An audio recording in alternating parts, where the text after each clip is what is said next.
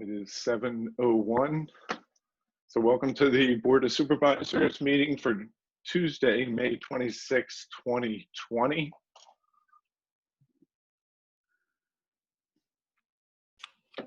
As I've stated in prior meetings, this meeting is being held entirely online under authorization of Act 15, which was signed by the governor on April 20th, giving boards, giving local government the authority to hold these meetings entirely online and not requiring them to have a public in-person meeting as long as certain conditions were met, which include public participation, which we do at the end of these meetings. And also it's recommended that these meetings be recorded and posted to the township website, which we do. Just an aside to that, what I do once these meetings are complete, I actually upload them to the township YouTube channel. This is what may be news to some of you. We do have a YouTube channel. It's been there for several years. We have all of 6 subscribers. And just until recently, we actually started using it more and more, posting videos. There are some videos on there that go back several years, so it's fun to kind of see those things. And I suspect as we move forward in the future, you're going to see more and more videos posted here as video becomes more prevalent and a better communication tool. So I encourage you to go to YouTube, hit subscribe, hit that little alert button, and as videos get posted, you'll be alerted to see them first. You'll get the alert first before they actually hit the website. So with that said, we're going to move on to the agenda.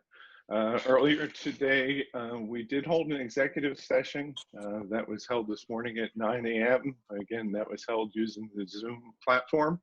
And that executive session was regarding personnel issues.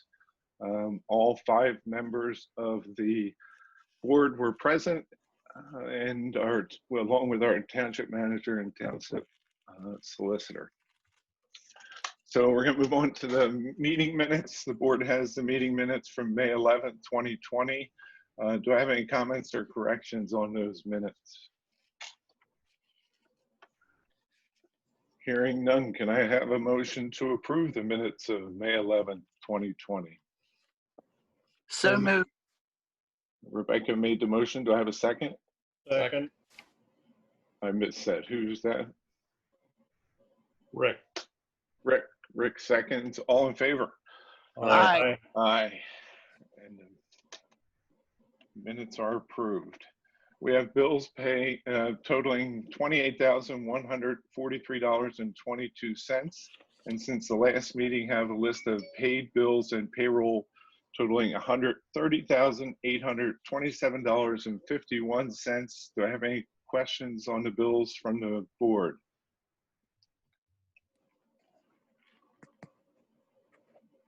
Hearing none, do I have any questions from the public on the bills?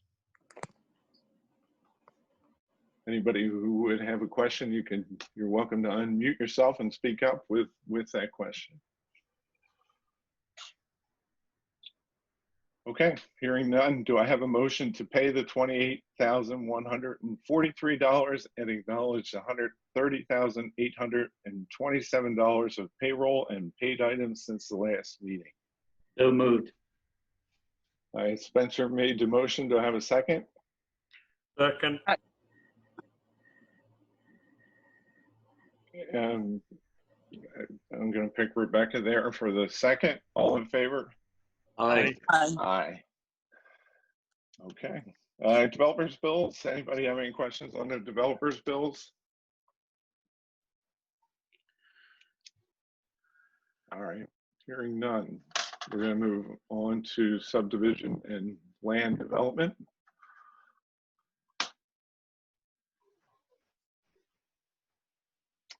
We'll come back to that.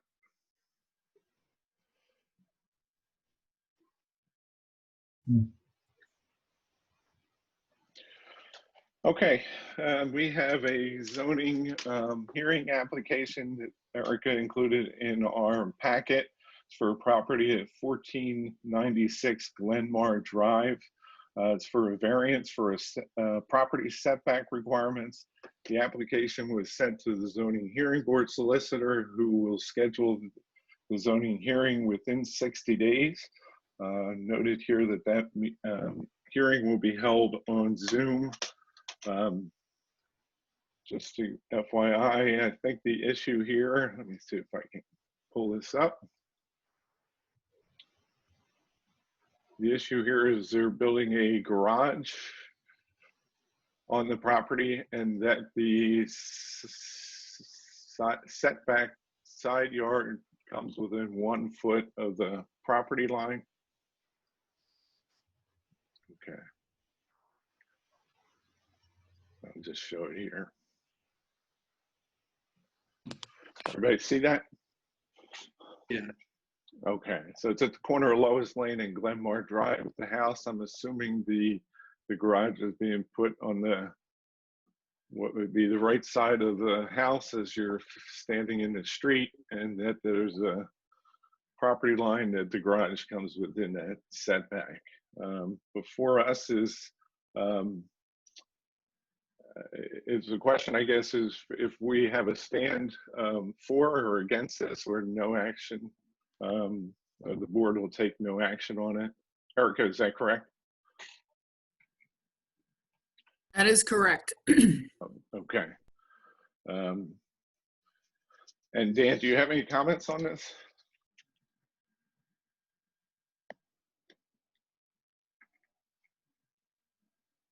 I lost Dan.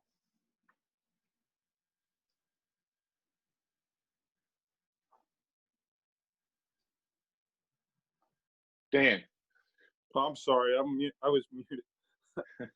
I have no comments. Sorry. Okay. All right.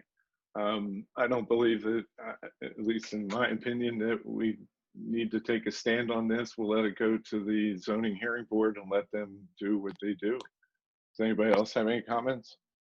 I think that sounds like a good idea. Okay.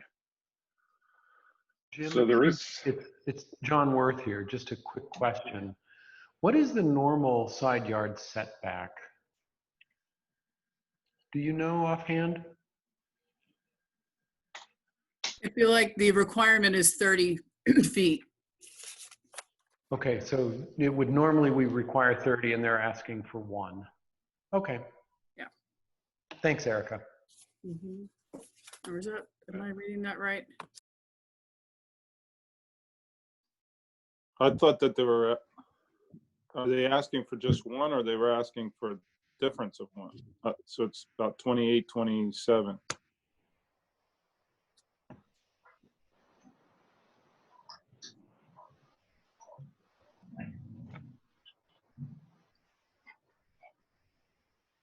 Erica, do you have that? Here, I'm looking here. Okay, this is 20 feet. All right, 25 feet, excuse me. And then, all right, here, setback of the move, 10 feet in all our districts. So let me just see here. Okay.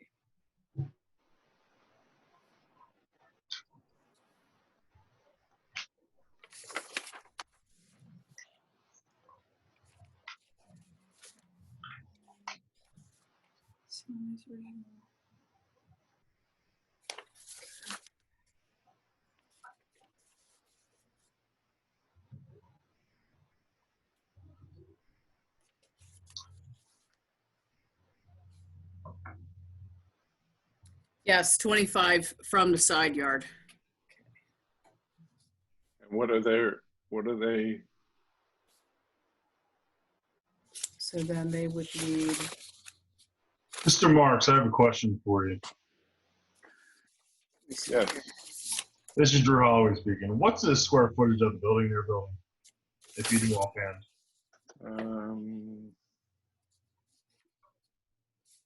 960 square feet. Nice. Okay.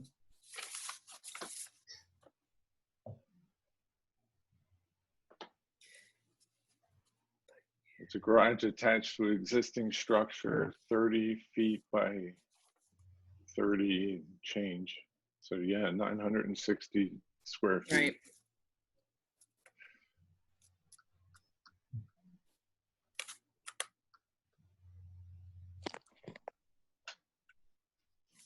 Okay.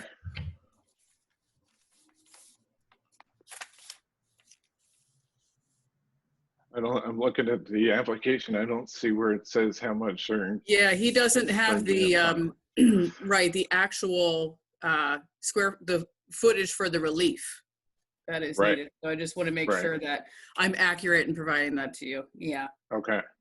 Okay. And this will have to be scheduled, and it'll be a while yet before it's scheduled. So if we need to revisit for whatever reason, we can.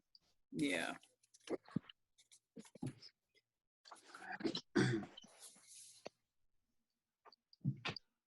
Okay.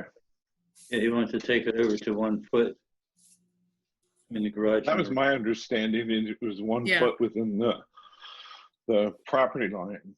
Right.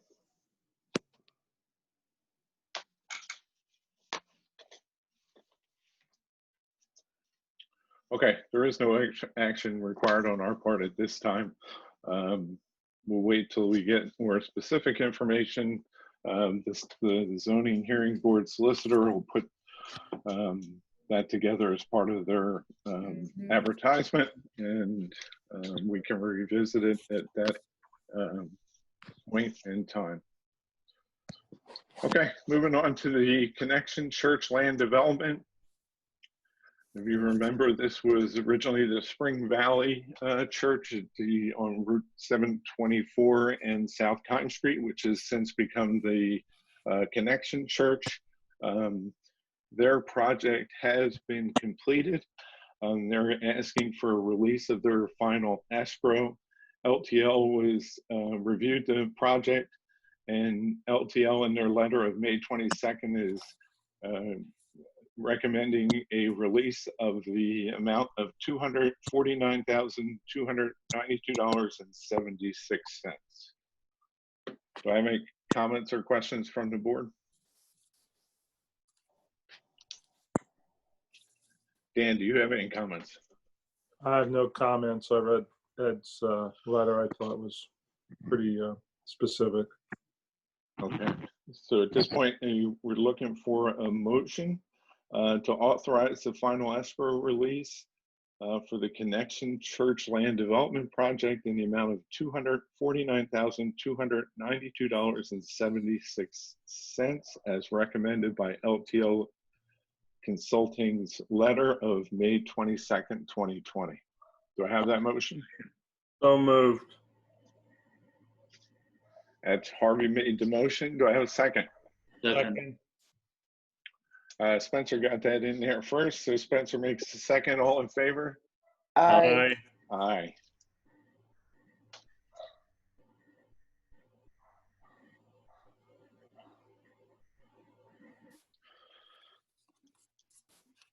Okay. Next item on the agenda is release of a development escrow. If you remember last year and a little over a year ago, Jay Whistler came to the township with a development concept. And he had at the time established an escrow to offset the costs of staff and experts for consulting. Since that time, at that time, he was partnering with Metropolitan Development Group, and since that time, Metropolitan Group has withdrawn from the project. The project that Mr. Whistler had brought forward at that time has been tabled, and at this point, he's asking for a release of the remaining escrow amounts, which amounts to $6,635.59. Essentially, his plan here is to close this one out and apparently start new. He does have a new investment partner who's interested in potentially developing that land, and he will at some point in the future be coming back to the township with a plan for a new plan. But at this point, he wants to close this one out before going forward with anything new. Do I have any comments or questions?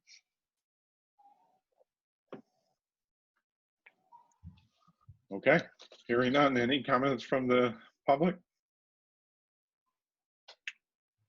Okay, not seeing any. So at this point, I'm going to ask for a motion to authorize the release of the development escrow to property owner Jay Whistler in the amount of $6,635.59. Do I have that motion? So moved. Rebecca made the motion. Do I have a second? Second. Spencer seconded it. All in favor? Aye. Aye. Okay. This is the most land development action we've had in a while. All right, moving on to the last item in land development is the Bentley Subdivision. This plan was unanimously recommended for approval by the Planning Commission at their meeting last week on May 20th. I'm going to turn this over to Erica and let her fill you in on some of the details and some of the things we need to decide tonight. I'm going to make my dog be quiet. That's okay. Thank you very much, Jim. As Jim mentioned, the Planning Commission did recommend approval. There were a number of waivers associated with this plan for 1868 Schenkel Road. I know it's been discussed for some time. As part of those waivers, they were discussed separately from the actual plan approval, meeting the terms and conditions of LTL Consulting's review and their review letter on the plan.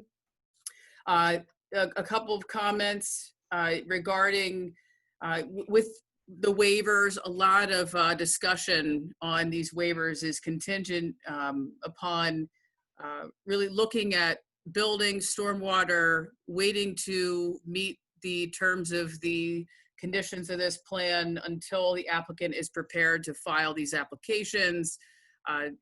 Discussion regarding drainage and road improvements on Schenkel Road that would be further analyzed through a stormwater and grading permit plan. There is discussion regarding open space and a fee in lieu of open space because of the requirement to have a certain percentage for public land. So that had come up, and we do need to continue to work through exactly what that fee is. So I did have a discussion with the applicant, the applicant's engineer on that specific issue. That did not get brought up at the Planning Commission specifically, but is administratively in getting the waivers together, the terms and conditions for an approval. That's an item that we need to work out. Another item is the requirement of title report. And a title report, there was a waiver request regarding, which was one of the 8, for a waiver to provide the deed in lieu of providing a title report, which would provide all the encumbrances, easements, that kind of thing on the property. So in working out those 2 issues with the applicant, we feel we've made a lot of progress. And everything could be moving forward as long as we have those details sorted out. We feel confident we'll be prepared to provide a recommendation, at least from staff, for the board. But we do need to make sure that we have those items sorted out. Specifically with regard to the fee in lieu of open space, come up with an agreement, consensus on that for the board, and that really requires an offer and a plan of moving forward and presenting that for the board to consider. So that's something that we still need to arrive at. So I think we'll be prepared for that at the next meeting. Okay, I see the applicant's engineer, Evan. Mm-hmm. Do you have anything to add to that? Oh, I see a hand up. I'll raise my hand. Yeah. So the first is the waiver for the title report. We can simply furnish you the title report. I can submit that to Erica. And then that takes that off the table, and we'll take that waiver request off of the plan.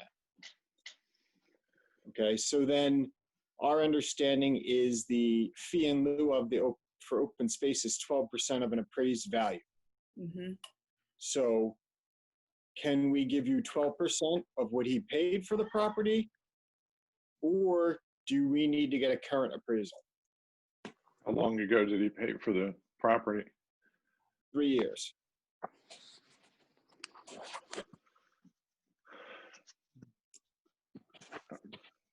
I'll let Dan? Dan. I don't think it hurts to get a current appraisal, to be honest. I mean, let's see what the true value is as of today's market. Yeah, Okay. 3 years. 3 years is a big difference in the real estate market. So yeah, I think we should as well. Okay. Okay, so what we're gonna do is submit the title report and submit an appraisal. And then we'll, submit a number with that appraisal that's 12% of that value. And that Okay. was what was recommended in the letter. So, Well, letter, sorry. Yep. oh no, that's fine. Mm-hmm. Do we know what the cost is going to be to do the work that is proposed in lieu of the fee, in lieu of the open space? How much that's going to cost? Or do we need somebody to tell us we need to get that valued as well, so we know it's commensurate at least? Or you're saying you're looking for the cost of the 3.3 acres? Isn't it that correct me if I'm wrong, you're asking to do work on the ditch on the property that needs the road work that needs to be done in lieu of paying the fee, or are you paying a fee in lieu, just a general fee in lieu of? I'll be actually happy to ask for that. No, because of the current drainage problem, we proposed a roadside swale, separate and distinct from any fee for open space. But I'd be happy to see how much that work costs and take it out of the open space requirement.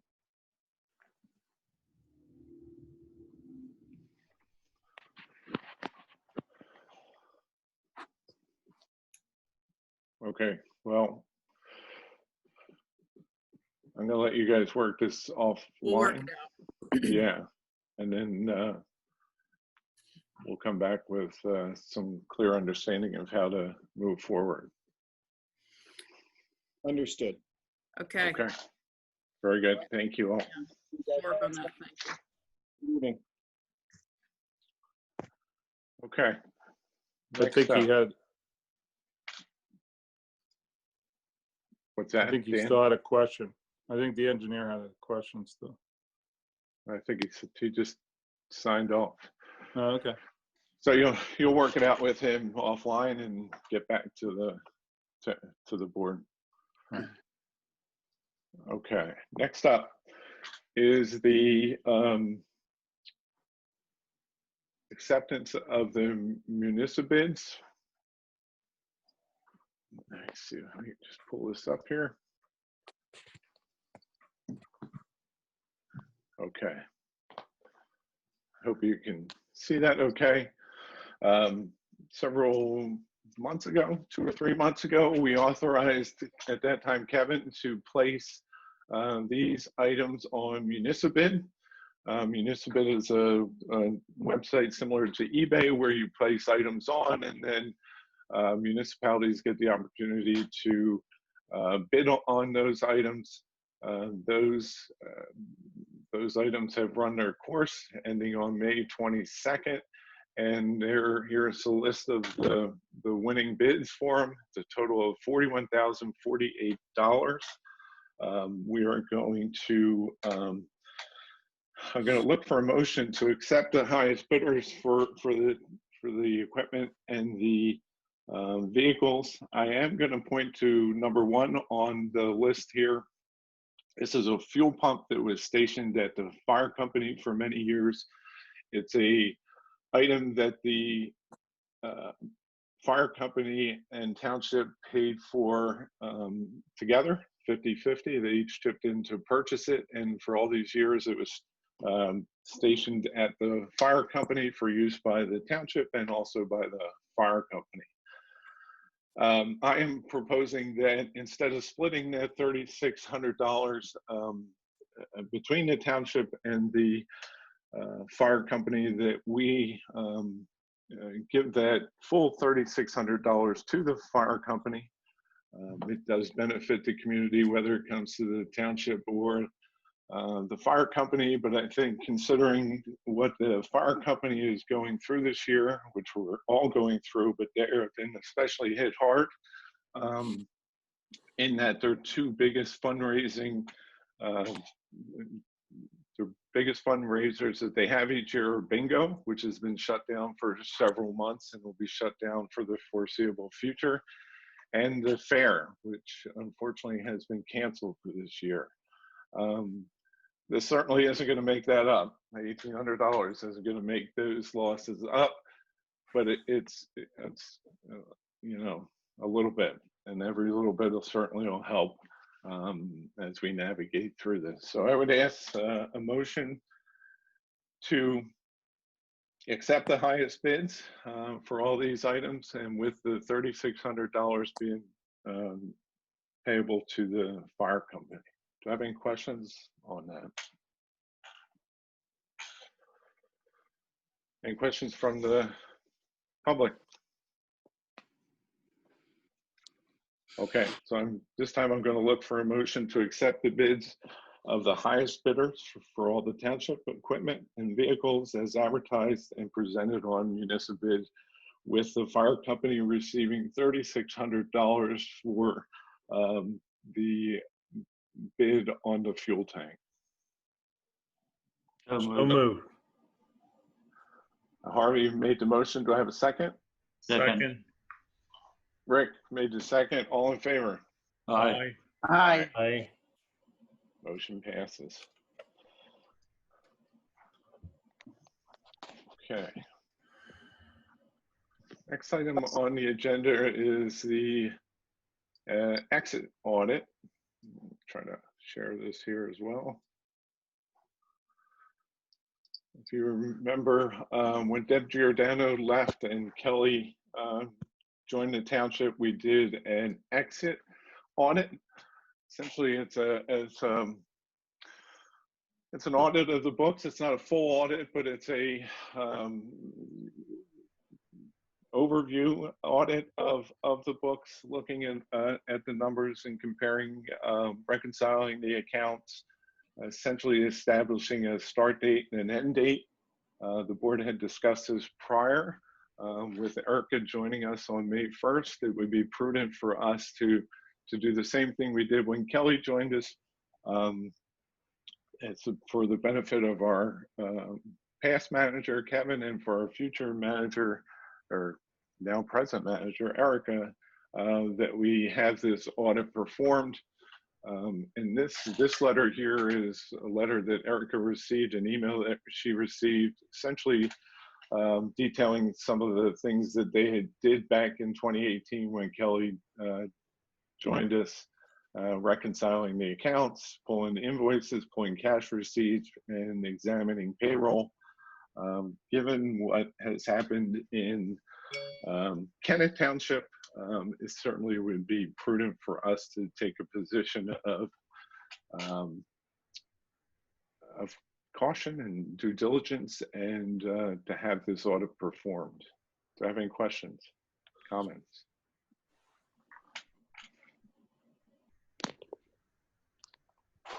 And any from the public? Okay. At this point, we have a fee in the range, an estimate in the range of $2,500 to $3,000. I would ask for a motion to authorize Barbicane and Thornton to conduct an administrative exit audit for a cost not to exceed $3,000. So moved.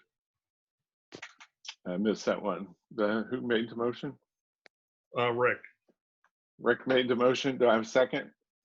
Second. And Spencer seconded. All in favor? Aye. Aye. And the motion passes.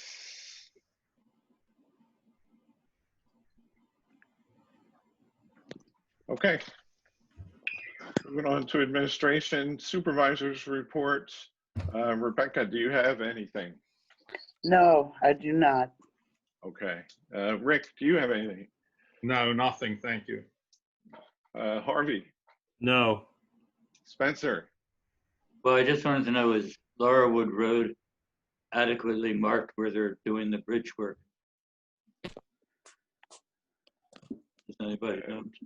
John McKee's on. John, are you there? Yeah, their schedule showed that they were to be installing detour and signage today. I was by earlier and didn't see anything. I'm gonna check it out again tomorrow. Okay, So, all right, thank you. Thanks, John. Okay, the only thing I have is at the last meeting I reported the fire company was holding their meeting, their monthly meeting on Zoom. That meeting was subsequently canceled. Last I talked to the fire company, they're hoping to actually have an in-person meeting the second Tuesday in June, which they'll hold in their social hall, so social distancing can be observed. That's the plan at this point. We'll see if that changes. The other thing I have is the Pottstown Metropolitan Regional Planning Commission has not met since February.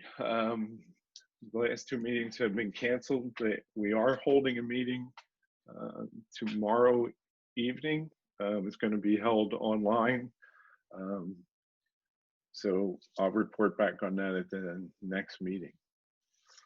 Managers report. Erica. Okay, thank you. Related to COVID-19, I do understand now that Governor Wolf has made an announcement that all counties are going into the yellow phase as of June 5th. The wheels are turning to slowly and safely begin opening business and certain activities. I would encourage anyone with questions regarding this to look at the governor's office website. There's a lot of information out there. As we all know, we're inundated. But Chester County, as an authority for what's going on with the county services and with the governor's office, that's the best way to receive that information and know what is happening. If you know businesses and you're looking for guidance, I know there's a business task force through Chester County collecting information, trying to disseminate that as well. I know that the Chester County offices are closed through June 4th, and they have not made an announcement on what they're going to be doing after that point. As far as the township is concerned, we are remaining closed to the public here for probably the next few weeks and going to monitor how other municipalities are slowly moving into this yellow phase and what we're doing. But if there's anything in terms of resources or ways that we're administering township business that we can help with the public, we've been doing things electronically, processing applications, but we're all about trying to make sure that we are meeting sufficiently the township resident and property owners' needs safely, of course. So that's the status is in regards to COVID-19 for right now.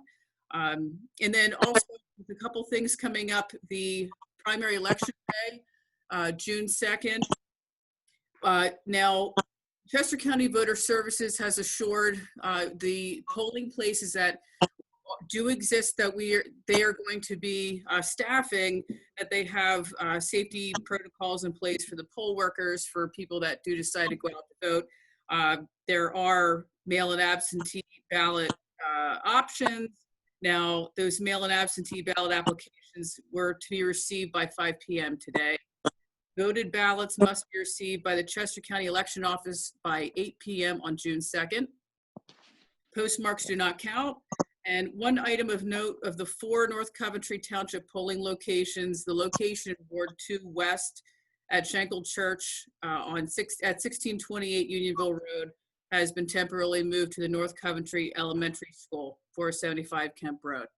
So please take note of that. Get a notice out.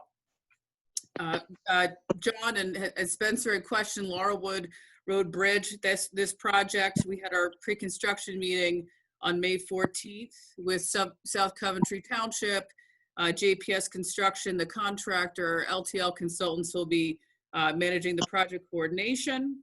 And the bridge will be closed through mid-August to take care of this repair work.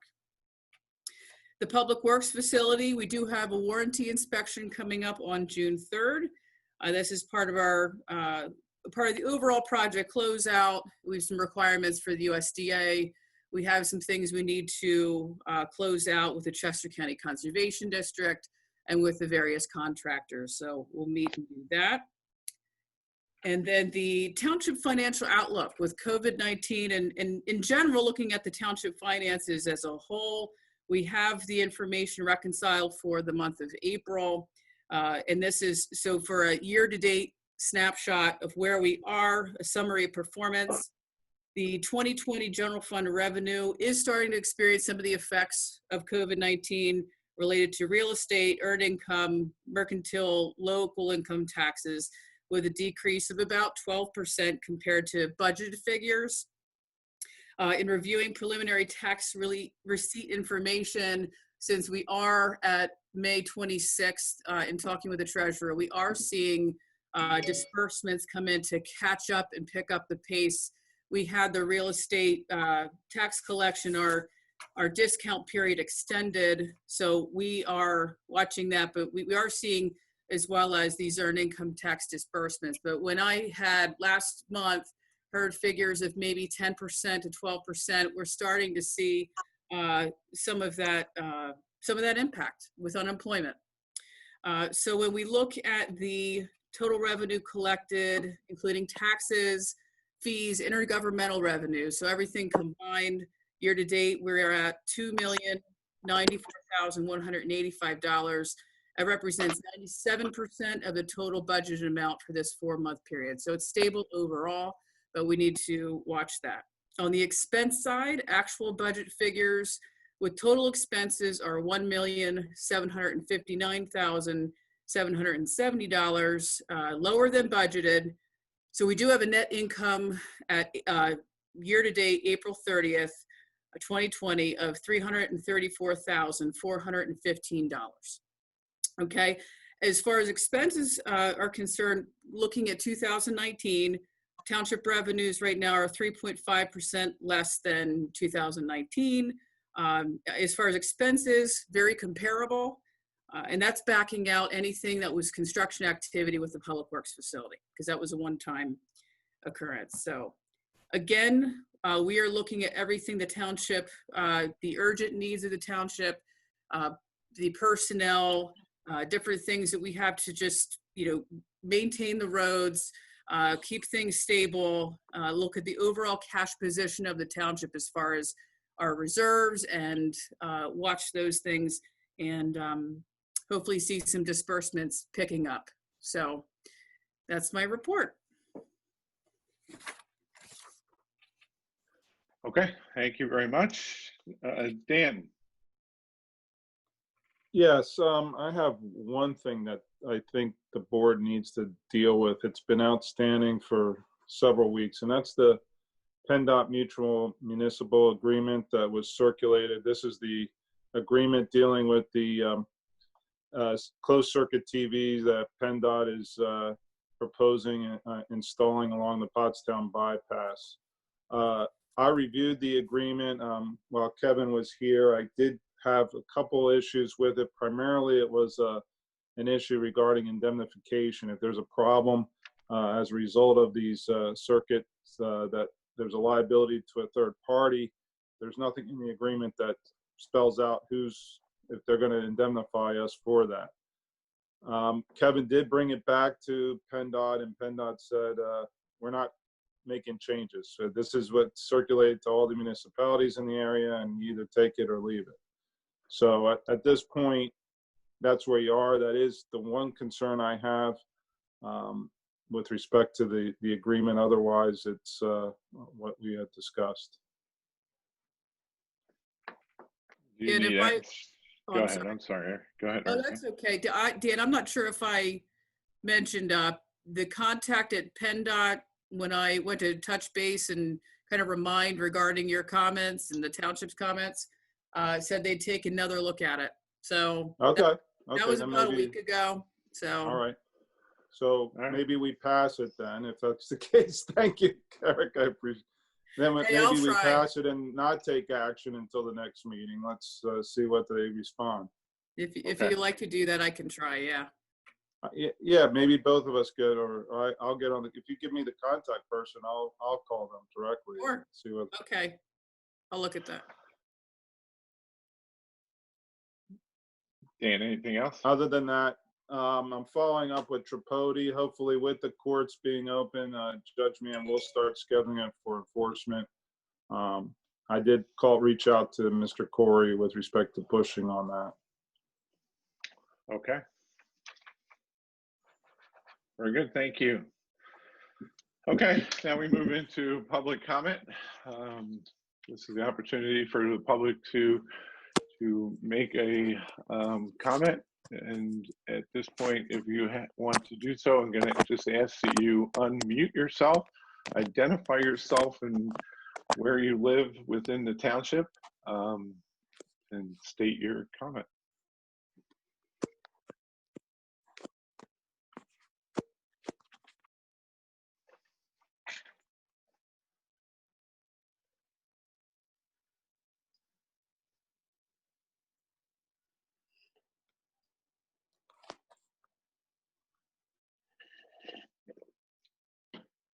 Okay, last chance for public comment.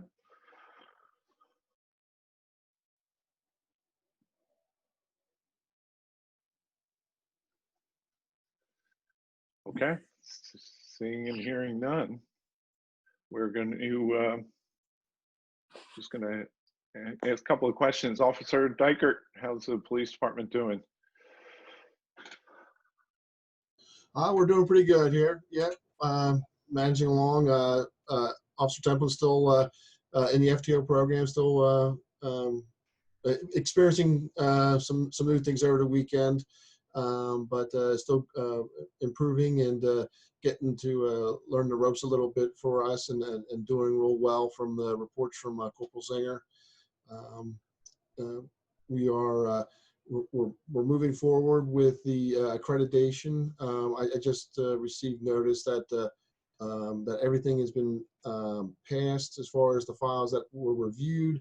Like I said last month, but I received notice just this afternoon that they're hoping to schedule the on-site walkthrough and interviews in early.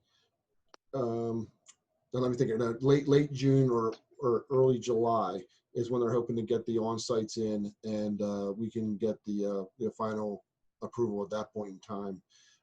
And we're also looking at this other opportunity that I just became aware of. It's called Lexipol.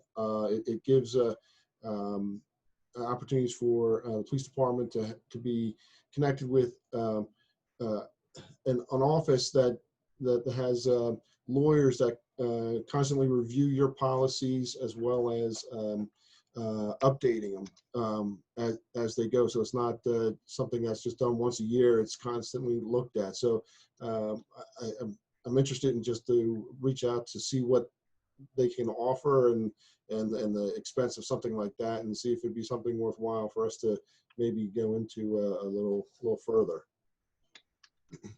Okay, very good. Quick question on the computer system. Has that been all brought up to date? We have, just this morning, our server has been, everything was moved over to the new server. The old server is still in place as a backup just in case there is an issue, but so far everything has been going smooth, and hopefully it'll continue that way, and they'll remove the old server in the next few weeks or so. Great. And and then just the last thing, as far as when you mentioned the computers, our transition over to Chester County radios, that is now kind of started up again, hopefully with the ability to meet, to do some training with Chester County dispatch. Our guys can receive the training. We have already set up some days in June for Metropolitan to come in to install the new radios. So hopefully the transition would happen either at the very beginning of July or mid-July. Okay, great. Thank you, Matt. Mhm. John McKee, how's everything going on road crew? We're doing well. We have about 2 more weeks left, solid work to prep the roads that are getting chip sealed. Anticipating some work down at Laurelwood Road at the bridge there with the approaches, and then I'll talk to Erica. We're going to reassess the budget where we're at, and hopefully July push on with some more road work with what's remaining. There's some park projects, loose ends that get tied up, so we're busy. We like it. Everybody's working, and days are flying by. So Yeah, I guess they are. It's hot out. It was a hot one out there today. hey, you got to take the good with the bad. We don't work in the air conditioning all day long. Thanks, John. I see we have several of our committees represented, so I'm going to call on some of you for updates. And I'm going to start with John Worth, because last Monday we held an EAC meeting on Zoom online. I thought it was really a good, productive meeting. Erica was able to attend for the first time, and I really thought it was a good, productive meeting. And John, why don't you bring us up to date of what's going on with the EAC? Sure, Jim. I'm happy to. One of the big things, and as you were there, we were talking about at that meeting, is that the EAC is going to begin putting together some public programs, basically webinars. That we've been talking about it for some time, and we've actually now got a schedule. We have, I believe, 4 of them, with topics, subjects, and dates scheduled. There will be 1 per month beginning in June. So we're going to be doing those, which we're very happy about. It took a while to pull all of that together. And we are also working on a native plant, what we hope will become a native plant resolution. And obviously we'll be talking more to the supervisors about that. But we've got some new folks on the council who are energetic and incredibly knowledgeable. And we're really looking forward into tapping into their expertise and making the EAC a little more vibrant and involved. That's great. Thank you, John. I appreciate that. And you're right. There's some really smart people on the EAC. There's a lot to offer for sure.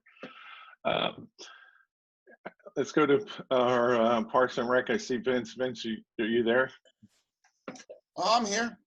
Can you give an update? What's going on with Parks and Rec? You also held your meeting a couple of weeks ago, June 6th online for Parks and Recs. How you guys doing? Well, I don't have really anything to report on that. You did we appreciate your effort of doing the Zoom, and it's up there on the web for anyone to review. Don't think we came to any conclusion to anything. So other than, the festival was postponed. We still have to debate on when that's if we're gonna do that in November. But other than that, I don't have anything else unless anyone has any questions. Hey Jim, it's John Worth here. Actually, Patty is here. We're both on, and I know she was at that last Parks and Rec meeting. I don't know if she may have something to add. I just hey Patty. Hey Jim, thank you. If anyone hasn't had a look at the new playground down at Riverbend Park, it's not complete yet, but it certainly looks like a playground. So go take a look. Thanks, Patty. And thanks, Vince. Appreciate the update. Hey, Jeff, are you there? And give a PC shout out here.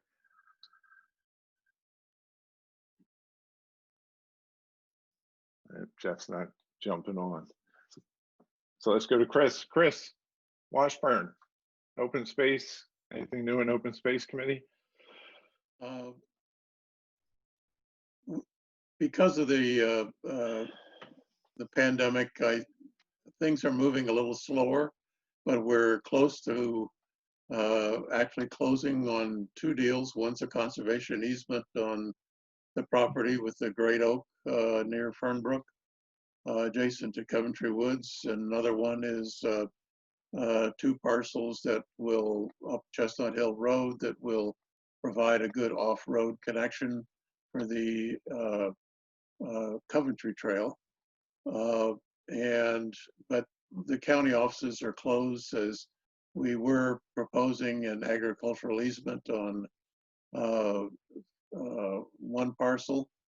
But they, as far as I know, they haven't even started the process yet. Okay, thank you very much.